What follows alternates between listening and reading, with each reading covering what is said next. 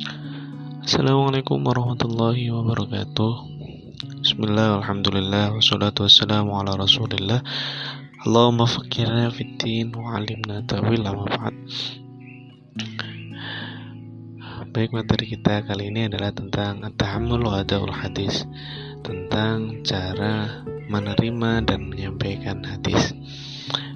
Seperti yang kita ketahui sebelumnya, ini adalah pengertian dari rawi. Rawi adalah orang yang meriwayatkan hadis, yang mana meriwayatkan tersebut berarti menerima hadis dari gurunya, kemudian menyampaikan kembali hadis tersebut kepada orang lain atau kepada muridnya. Jadi ini nanti tentang keadaan rawi atau hal-hal yang dialami oleh rawi dalam meriwayatkan hadis. Oke, kita mulai. Tahammul secara bahasa berarti al-akhdu atau membawa, mengambil. Sedangkan menurut istilah berarti bayanu turuki akhdil hadis wa talaqqihi anis syuyukh. Penjelasan tentang cara-cara seorang rawi mengambil atau menerima sebuah hadis, kemudian talaki dari seorang gurunya. Bagaimana seorang rawi mendapatkan sebuah hadis, dan bagaimana dia nanti talaki atau bertemu dengan gurunya untuk mendapatkan hadis tersebut. Sedangkan al-ada secara bahasa berarti menyampaikan. Kemudian secara istilahnya yang dimaksud di ilmu hadis ini adalah riwayatul hadis wa i'tahu lit-tulab atau man ba'dahu, itu meriwayatkan hadis dan memberikannya atau menyampaikannya kepada murid-muridnya, atau murid-muridnya yang dimaksud adalah orang-orang yang datang setelahnya. Oke, jika digambarkan, maka ada seorang rawi, ketika dia menerima hadis dari gurunya, ini disebut sebagai at-tahammul, cara dia menerima riwayat tersebut, keadaan dia menerima riwayat tersebut. Nah, kemudian setelah menerima tersebut, disampaikan kepada thalibuhu atau kepada muridnya, sehingga menyampaikan kepada muridnya ini yang disebut sebagai ada. Jadi seperti yang sebelumnya ya, kalau rawi mendapatkan riwayat dari gurunya kemudian menyampaikan kepada muridnya. Mendapatkan riwayat dari gurunya ini yang disebut at-tahammul, cara mendapatkannya dari gurunya ini yang disebut tahammul, sedangkan menyampaikan kepada muridnya ini yang nanti disebut sebagai ada. Nah, ada beberapa syarat bagi seorang yang menerima hadis maupun yang menyampaikan hadis. Dua syarat bagi seorang yang menerima hadis adalah, yang pertama harus dobit, orang yang hafalannya kuat, kekuatan hafalan yang baik, tidak ada masalah dengan ingatan dan hafalan. Syarat kedua adalah dia harus setidaknya tamyiz. Kalau balik, beberapa ulama ada perbedaan pendapat ya. Ada yang mengatakan harus balik, ada yang mengatakan tidak, yang penting tamyiz. Nah, seperti itu. Nah, untuk menerima hadis ini sendiri, kebanyakan ulama menyatakan bahwasanya tidak harus ketika menerima hadis itu tidak harus ketika Islam. Tapi nanti berbeda dengan syarat menyampaikan hadis ya. Kalau yang menerima ini, yang penting, yang paling utama adalah dua, dhobit dan setidaknya tamyiz. Balik sendiri masih ada perbedaan ulama. Nah, sedangkan nanti tamyiz, ukuran tamyiz sendiri, tamyiz itu kalau dalam bahasa fikih ya, intinya dia sudah bisa membedakan yang baik dan buruk. Nah, kalau di ilmu hadis ini sendiri ada beberapa pendapat. Kalau yang pertama, menurut Qudiyat atau kebanyakan ahli hadis menyatakan bahwasanya tamyiz itu ukuran usianya kurang lebih adalah 5 tahun. Ketika seorang anak berusia 5 tahun, maka anak tersebut bisa dianggap sebagai anak yang tamyiz. sudah bisa membedakan baik dan buruk. Pendapat yang lain datang dari Musa ibn Harun, yang mana menjadikan tamyiz ini maksudnya adalah anak yang sudah bisa membedakan mana sapi, mana keledai, sudah tahu nama-nama hewan, sudah tahu nama-nama benda, dan seterusnya. Nah, adapun pendapat-pendapat lain mengatakan bahwasanya kalau tamyiz itu ya yang penting bisa memahami perbincangan. Anak kecil ketika diajak ngobrol tentang sesuatu, dia bisa memahami, dia bisa menjawab, bisa diajak ngobrol dengan baik. Berarti menurut pendapat yang terakhir ini, ya dia sudah tamyiz. Tapi dari semua pendapat ini, yang paling banyak dipegang adalah pendapatnya Qadhiyat dan ahli hadis, itu yang berusia 5 tahun. Ya, jika itu tadi syarat menerima hadis, maka syarat untuk menyampaikannya berbeda lagi ya. Ada 3 syarat. Nah, ini 3 syarat ini yang sudah pernah kita bahas, bahwasanya orang yang menyampaikan hadis, jika hadisnya ingin diterima, jika hadisnya ingin menjadi hadis yang sahih, orang yang menyampaikan hadis ini harus adil, dhabit, dan muru'ah. Nah, Islam dan balik, Islam dan mukallaf ini sudah masuk. Islam sendiri misalnya masuk dalam masalah adil adalah ya. Nah, sedangkan baliknya bisa masuk ke adil dan bisa masuk ke thabit. Jadi sudah tercantumkan atau sudah tercover oleh adil dan thabit. Muru'ah sendiri pun sebenarnya sudah beberapa ulama menjadikan satu dengan thabit. Tidak perlu saya jelaskan ya adil, thabit, muru'ah apa, karena sudah pernah saya jelaskan. Nah, perbedaannya kalau syarat-syarat menerima hadis tadi tidak mensyaratkan Islam, sedangkan syarat-syarat orang yang menyampaikan hadis harus orang yang sudah masuk Islam. Nah, makanya ada juga perawi yang mendapatkan hadis, mendengarkan hadisnya itu sebelum masuk Islam. Nah, tapi ketika menyampaikannya itu ketika sudah masuk Islam, mendapatkan hidayah, kemudian masuk Islam dan akhirnya menyampaikan hadis. Begitu juga yang masalah balik juga ada, ketika belum balik tapi sudah tamyiz, mendengarkan hadis-hadis, kemudian ketika menyampaikannya ketika sudah memenuhi syarat adil, dhabit, muru'ah, termasuk Islam dan balik. Nah, itu perbedaannya antara yang syarat yang menerima dengan syarat yang menyampaikan. Yaitu rukut tahammul wasiyagul ada, macam-macam cara menerima hadis dan macam-macam bentuk lafadz dari menyampaikan hadisnya nanti. Yang pertama ada namanya as-sama' minasy-syaikh. Cara ini bentuknya adalah seorang rawi, seorang thalibul hadis mendengarkan penjelasan dari gurunya. Dia mendengarkan apa yang diucapkan oleh gurunya, kemudian nantinya disampaikan kepada muridnya. Nah, mendengarkan ini ada kalanya syekhnya, gurunya membaca dari hafalannya. Jadi hafalannya dibaca secara bil ghaib ya, tidak ada teks, atau bisa juga membaca dari catatan gurunya. Jadi bisa jadi mendengarkan hafalan dari gurunya dan bisa jadi membaca dari tulisan gurunya, atau bisa jadi dua-duanya, dari hafalan dan tulisan. Nah, ini cara mendapatkan hadisnya ya. Jadi dari lafadz as-sama caranya mendengarkan apa yang disampaikan oleh gurunya. Nah, setelah mendengarkan ya otomatis langsung dihafalkan ya. Bisa jadi langsung dihafalkan atau disertai dengan menulis ya. Nah, kemudian caranya syaikul ada setelah mendengar ini, cara menyampaikannya kepada muridnya adalah ada beberapa lafadz yang digunakan. Bisa pertama menggunakan lafadz sami'tu fulan bin fulan, sami'tu syaikhi fulan bin fulan, an fulan bin fulan, sampai an Rasulullah SAW. Caranya seperti itu jika caranya memang dengan sama dengan mendengarkan. Atau ada cara lain dengan lafadz akhbaroni. Kalau sami itu tadi saya mendengarkan, artinya kalau akhbaroni telah mengabarkan kepada saya Fulan bin Fulan, nama gurunya biasanya. Ada juga amba'ani, mengabarkan kepada saya, memberitahukan kepada saya Fulan bin Fulan.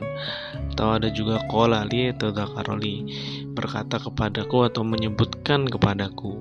Nah, ini ada 4 cara. Yang secara umum sebenarnya semuanya dianggap sebagai ketika disampaikan sami'tu akhbaroni amba'ani qolali dzakaroli, maka orang yang menyampaikan ini mendapatkan hadis dari guru sebelumnya dengan cara mendengarkan dari penjelasan gurunya, mendengarkan hafalan atau tulisan dari gurunya. Nah, lafaz-lafaz ini sami'tu akhbaroni amba'ani qolali dzakaroli ini secara umum untuk sama sebelum ada pembagian, sebelum ada pembagi-bagian khusus. Semuanya 3 ini bisa disandarkan atau dinisbatkan kepada tahammul, cara mendapatkan hadis yang melalui sama. Tetapi kemudian ketika ada pembagian tertentu, ada taksis, menurut beberapa ulama nanti juga ternyata hanya sami'atu yang benar-benar hanya untuk as-sama, karena akhbaroni ternyata digunakan juga untuk yang mendapatkan qiraatu al-syekh, yang caranya nanti adalah membaca di depan gurunya. Ada juga yang ambani, ternyata juga mutlak digunakan untuk yang ijazah secara mutlak. Jadi lafaz ambani saja bisa jadi untuk ijazah ya, untuk cara yang ijazah. Qolali dan dzakaroli ini juga cara yang sama tapi sama'ul mudzakarah. Nah, sama'ul mudzakarah itu bedanya dengan as-sama' yang mutlak tadi. Kalau as-sama' itu mendengarkan hadis dari gurunya yang secara proper, secara ada persiapan. Kalau yang sami itu misalnya itu ada majelis ilmunya, majelis ilmu hadisnya, gurunya menyampaikan hadis entah dari hafalannya atau dari tulisannya, kemudian muridnya mendengarkan apa yang disampaikan gurunya. Nah, sedangkan yang sama'ul mudzakarah, yang lafadznya qolali atau dzakarol ini bukan sesuatu yang ada persiapan, bukan seorang guru menyampaikan dalam sebuah majelis. Bisa jadi ada seseorang mengatakan kepada orang lain ketika bertemu, ketika ngobrol dan lain sebagainya, bukan yang secara persiapan seperti kita belajar di kelas misalnya. Bukan seperti itu. Kalau yang sama'ul mudzakarah hanya sekedar pernah bertemu, kemudian sedang ngobrol enak, kemudian ada ternyata salah satu lafaz hadis yang disampaikan. Nah, itu turukut tahammul, cara menerima hadis dengan mendengarkan, wasiyaqul ada, dan sighah-sighah, bentuk-bentuk cara menyampaikan kepada murid selanjutnya. Dan dikatakan bahwasanya turuk tahammul sama ini, cara menerima yang sama ini adalah ala aqsamu turuq tahammul walada indal jamahir. Cara mendapatkan hadis dan cara menyampaikan hadis yang paling tinggi. Jadi ketika ada seorang rawi menyampaikan sami itu, maka bisa menjadi salah satu indikator atau indikasi tanda-tanda bahwasanya rawi tersebut memang benar-benar mendengarkan langsung dari gurunya hadis tersebut. Ini juga bisa menguatkan ittisalus sanad, menguatkan ketersambungan sanad tersebut. Oke, selanjutnya ada turuqut tahammul wa siyaqul ada, yang berupa al-qiraatu al-syekh atau biasa dikenal juga dengan aradhan. Nah, cara yang kedua ini adalah bentuknya adalah seorang murid membaca di depan gurunya, kemudian disertai dengan mendengarkan yang dia baca, atau satu orang dalam majelis ilmu, satu orang membaca kitab hadis dari gurunya, kemudian thalib atau murid-murid yang lain itu mendengarkan apa yang dibaca, dan setelah itu gurunya memberikan sanadnya dari tulisan tersebut. Nah, membacanya ini bisa jadi dari hafalan atau bisa jadi juga dari kitab atau tulisan gurunya yang sudah dimiliki. Katakanlah gurunya punya kitab dicetak banyak, kemudian diberikan kepada murid-muridnya. Salah seorang muridnya disuruh atau diminta untuk membaca kitab tersebut, kemudian didengarkan oleh gurunya, oleh syekhnya, dan murid-murid yang lain ikut mendengarkan. Nah, perlunya seperti ini juga untuk taskhih ketika ada tulisan yang kurang benar. Nah, ini nanti dibenarkan atau mendapatkan legalitas atau keabsahan bahwasanya riwayat ini diterima dari gurunya. Nah, itu intinya, itu adalah salah satu cara untuk menerima hadis, mendengarkan atau bukan mendengarkan ya, membaca dari gurunya. Nah, cara siyagul adanya, cara menyampaikan kepada orang lainnya dari rawi tadi yang membaca di depan gurunya atau mendengarkan teman yang membaca di depan gurunya. Cara-caranya menyampaikan nanti hadisnya adalah lafadznya qara'tu ala fulanin atau quri'a alaihi wa ana asma'u fa aqarra bihi. Aku membaca di depan fulan, syekhku yang bernama fulan, atau quri'a alaihi, dibaca di depan fulan tadi, di depan guruku yang bernama fulan, wa ana asma'u, dan aku ikut mendengarkannya, fa aqarra bihi, kemudian ditetapkan oleh syekhku tadi, seperti itu misalnya. Atau bisa juga dengan lafadz haddatsana qira'atan alaih, membacakan kepada kami dengan cara qira'atan alaih, salah seorang membaca kepadanya. Maksudnya ya tadi ya, kembali lagi, ada salah seorang murid yang disuruh baca, kemudian dia ikut mendengar.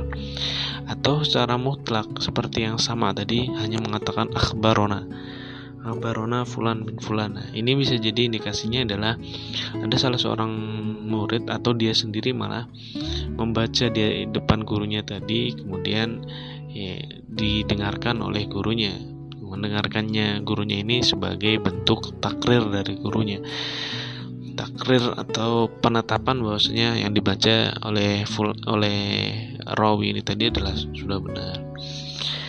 Oke, itu cara-cara menerimanya.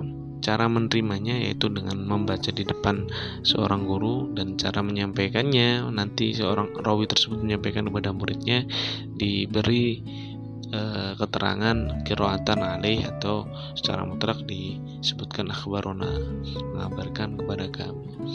Nah, tingkatannya yang qira'atu ala ini ada yang mengatakan sama dengan atau sederajat dengan sama, cara yang sama.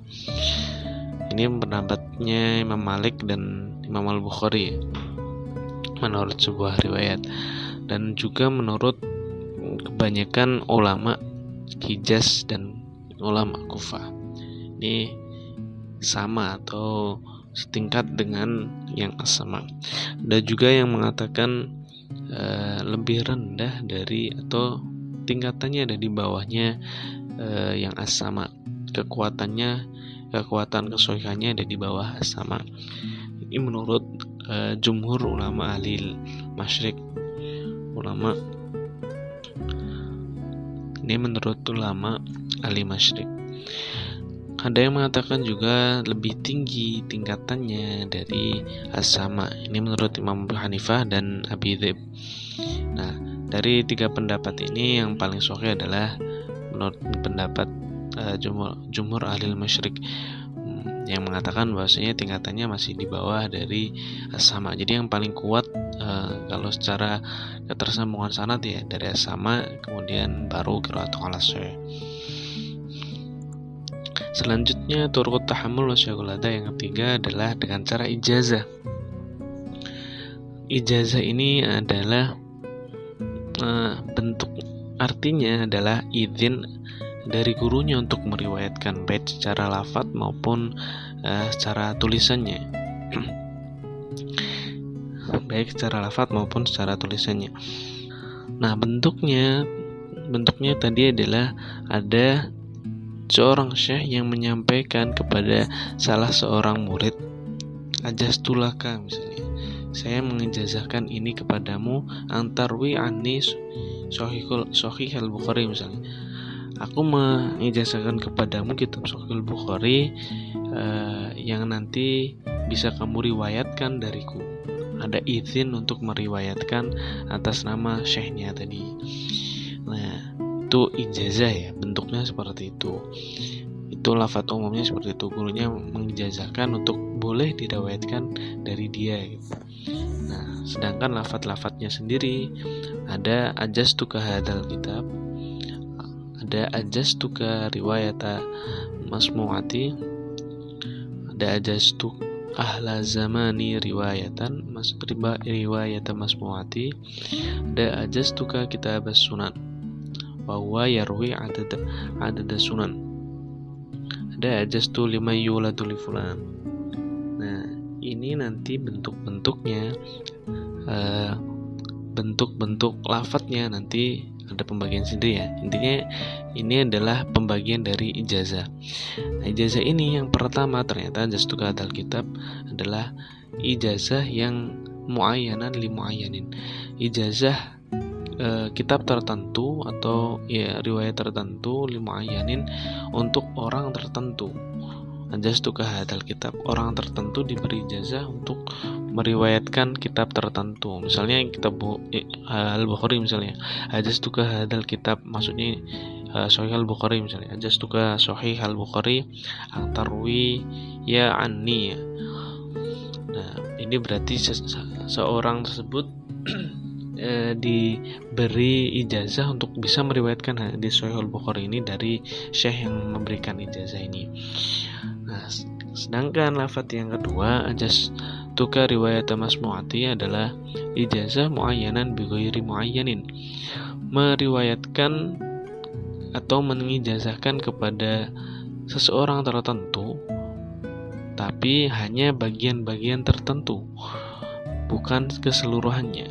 Misalnya hanya dari Sahih Al-Bukhari misalnya yang diijazahkan hanya yang pernah dia dengarkan, yang pernah syekhnya dengarkan. Misalnya hanya ternyata ada cuma 3 riwayat atau 4 riwayat dari kitab Al-Bukhari misalnya.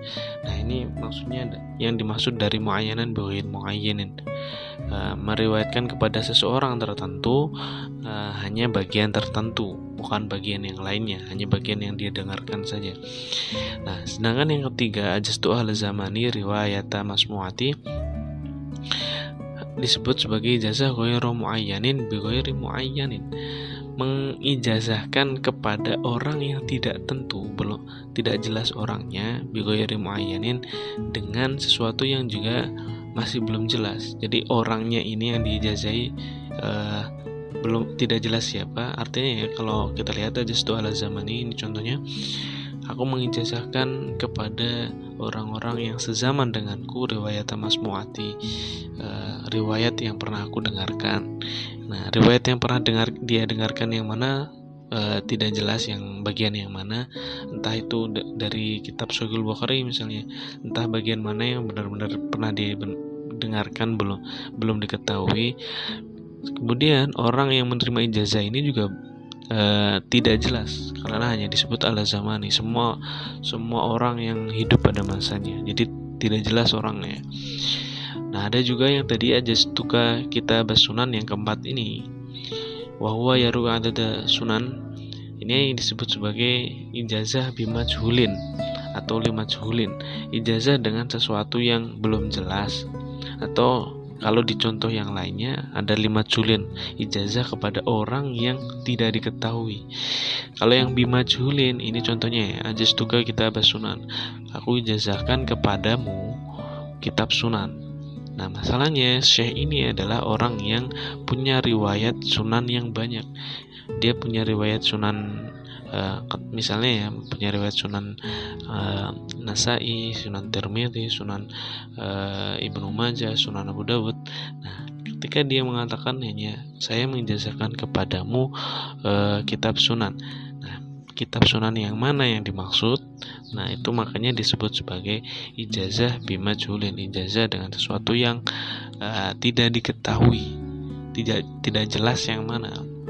Atau kalau yang limajhulin misalnya ajastu li Muhammad misalnya, atau ajastu li fulan misalnya, fulannya disebutkan namanya. Nah, sedangkan orang yang punya nama yang sama itu ada banyak sekali misalnya. Ini juga disebut sebagai ijazah, tapi ijazahnya 5 majhulin untuk orang yang tidak diketahui.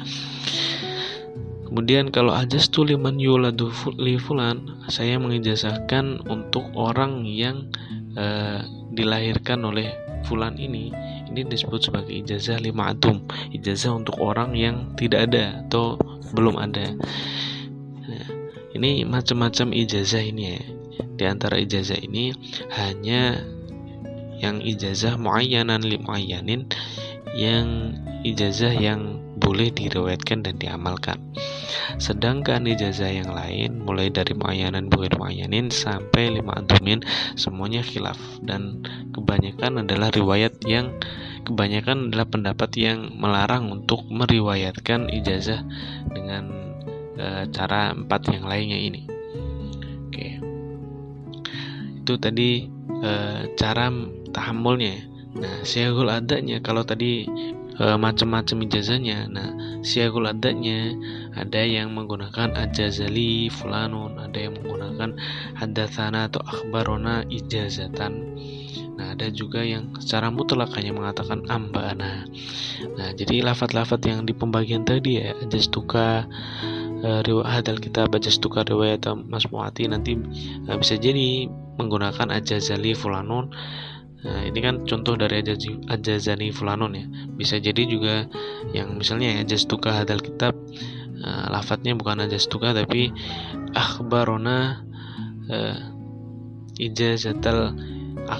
ijazatan ya, nanti disampaikan kepada muridnya, rawi.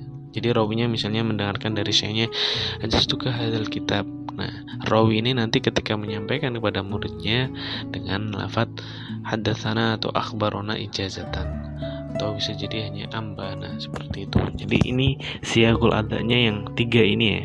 Sedangkan yang 5 tadi adalah pembagian ijazah, cara menerimanya dari gurunya.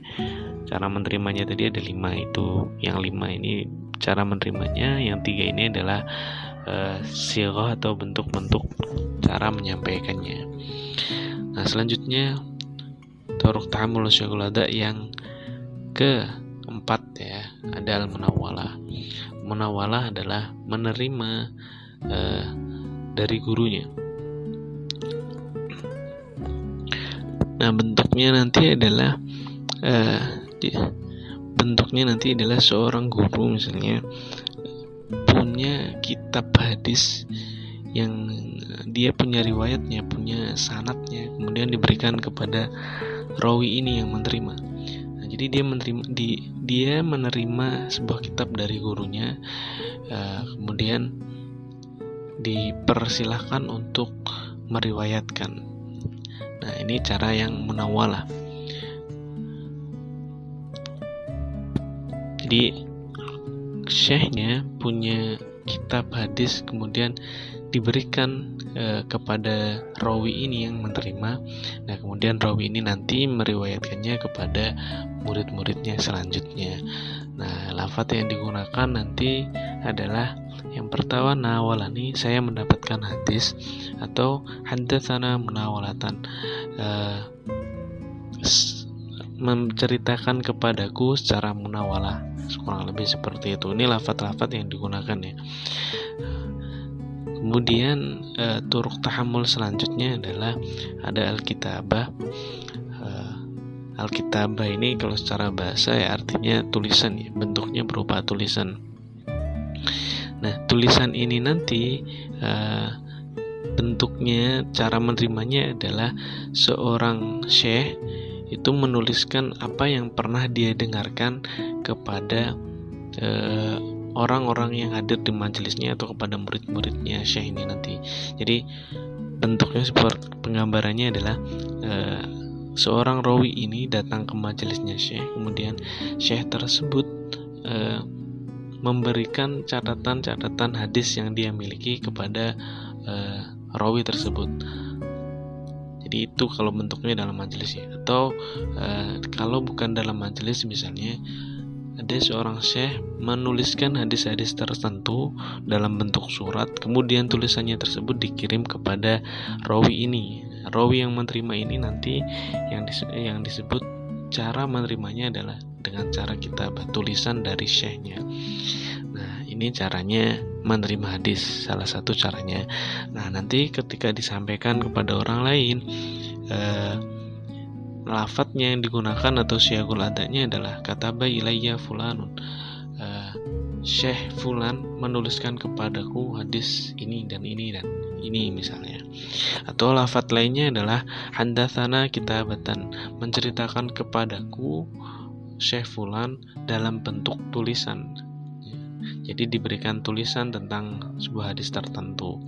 Nah, itu cara menerima hadis turukut tahammul dan syagul adanya yang keempat dan kelima.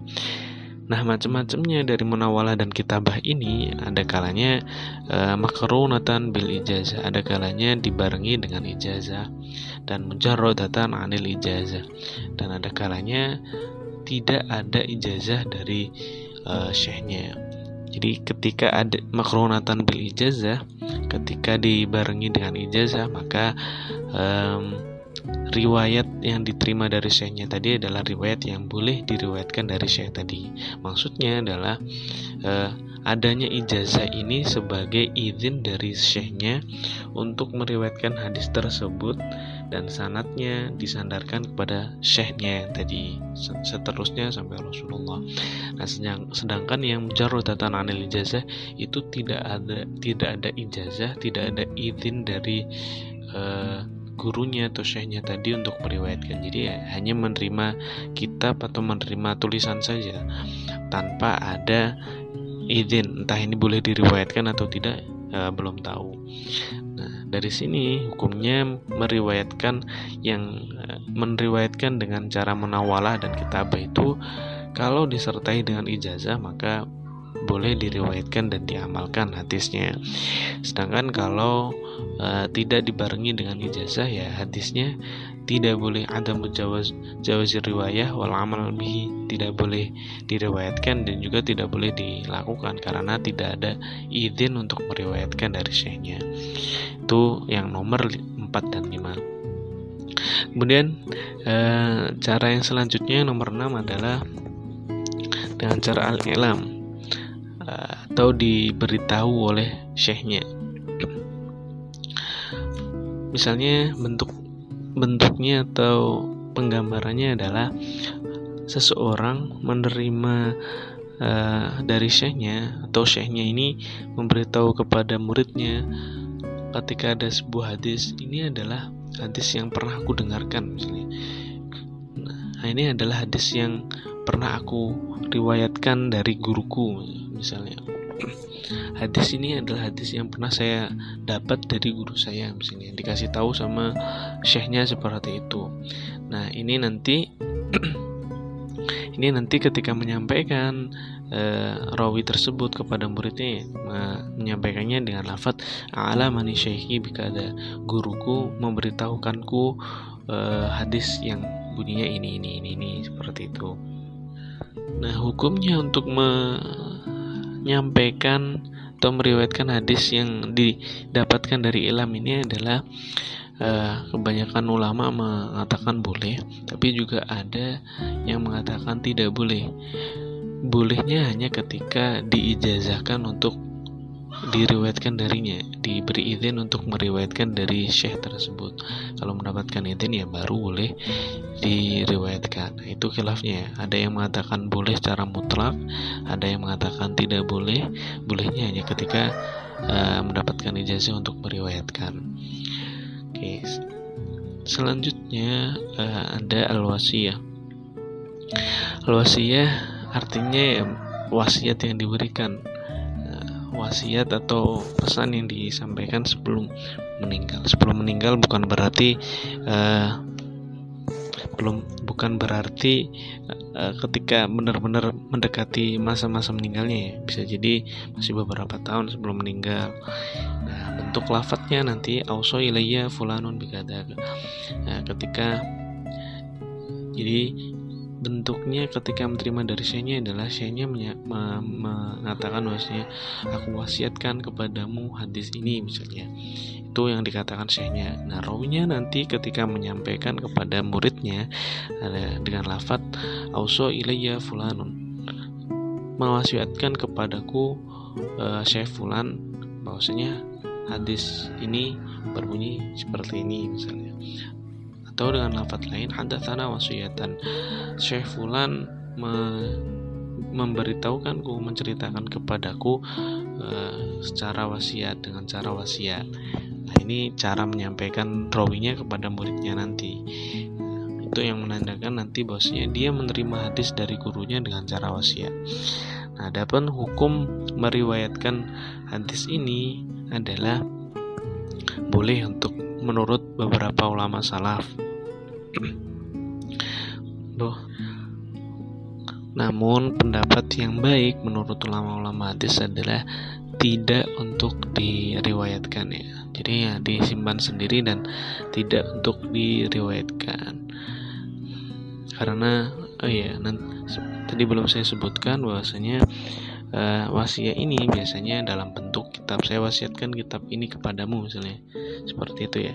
Jadi kalau untuk wasiat ini menurut ulama hadis, kebanyakan ulama hadis mengatakan bahwasanya yang lebih baik adalah tidak diperbolehkan untuk diriwayatkan ya. Nanti riwayatnya nanti bisa jadi berhenti di syekhnya tadi, syekhnya menjadi mukharrij. Itu yang ke-7 ya. Yang ke-8 dengan cara al-wijadah. Wijadah artinya menemukan sebuah hadis. Nah, bentuknya nanti adalah seorang murid entah bagaimana caranya tiba-tiba mendapatkan atau menemukan hadis-hadis yang pernah ditulis oleh gurunya, yang mana murid tersebut juga mengetahui ini tulisan dari gurunya, tapi murid tersebut tidak pernah mendengarkan hadis ini dari gurunya. Jadi penggambarannya kurang lebih seperti itu ya. Murid ini karena saking lamanya berguru kepada syekhnya ini, kemudian dia mengenali tulisan dari gurunya. Suatu ketika ternyata dia menemukan sebuah kitab yang mana, atau tulisan misalnya tulisan hadis yang mana tulisannya, bentuk tulisannya mirip sekali dengan tulisan syekhnya, dan murid ini mengenali bahwasanya ini tulisan dari syekhnya. Ini yang dinamakan wijadah ya, menemukan. Nah, cara meriwayatkannya nanti adalah dengan wajadtu bi khatti fulan, aku menemukan sebuah hadis dengan tulisan Syekh fulan, atau qara'tu bi khatti fulanin kada, aku membaca dengan tulisan fulan, dengan tulisan Syekh fulan. Nah, ini cara meriwayatkannya. Namun untuk hukum meriwayatkannya, hadis seperti ini dianggap sebagai hadis yang munqati, hadis yang terputus, sanadnya tidak lagi tersambung. Sebabnya adalah karena murid ini tidak mendapatkan riwayat ini dari gurunya, sehingga riwayatnya terputus. Tidak bisa dipastikan keabsahan dari riwayat tersebut. Nah, riwayat yang wijadah ini jadinya tidak boleh diriwayatkan karena bisa menjadi munqati ketika diriwayatkan hadisnya, bisa menjadi hadis yang terputus. Baik, itu adalah macam-macam tahammul wa adaul hadis, macam-macam cara menerima riwayat hadis dari guru, dan kemudian macam-macam bentuk lafaz yang digunakan untuk menyampaikan kepada murid-murid para rawi yang selanjutnya. Oke, itu saja, kurang lebihnya mohon maaf. Ihdinash shiratal mustaqim, wallahul muwaffiq ila ma yuhibbu. Assalamualaikum warahmatullahi wabarakatuh.